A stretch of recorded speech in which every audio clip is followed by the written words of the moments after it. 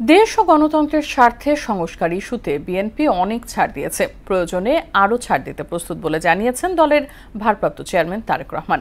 গণতন্ত্র প্রতিষ্ঠায় সহনশীলতা বজায় রাখার তাগিদ দিয়ে ভিন্নমত পোষণকারীদেরও সম্মান জানানোর আহ্বান জানান তিনি। বিকেলে পটুয়াখালী জেলা বিএনপির সম্মেলনে তারেক রহমান এসব কথা বলেন। খোকন হাওলাদারের প্রতিবেদন জানাচ্ছেন তাহসিন তারিন।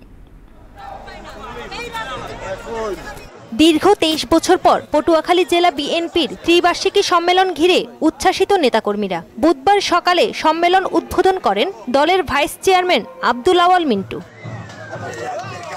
বিকেলে দ্বিতীয় অধিবেশনে লন্ডন থেকে ভার্চুয়ালি যুক্ত হন দলের ভারপ্রাপ্ত চেয়ারম্যান তারেক রহমান। তিনি বলেন, সংস্কার ইস্যুতে বিএনপি অনেক ছাড় দিয়েছে, প্রয়োজনে আরও ছাড় দেবে। নির্বাচন ঘিরে কেউ যেন ষড়যন্ত্র করতে না পারে সেদিকে নজর রাখতে হবে।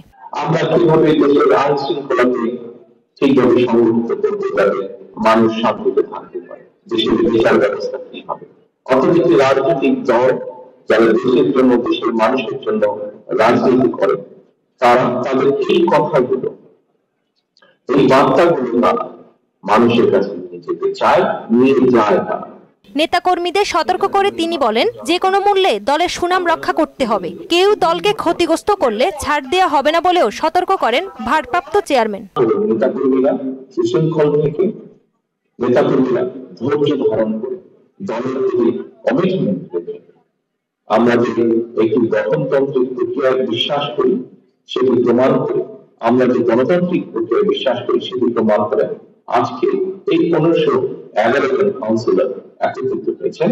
এই সময় খুব শীঘ্রই দেশে ফেরার আশাও জানান তারেক রহমান। সকল রাজনৈতিক ক্ষমতার উৎস জনগণ। তাহসিন তারিন, মোহনা সংবাদ।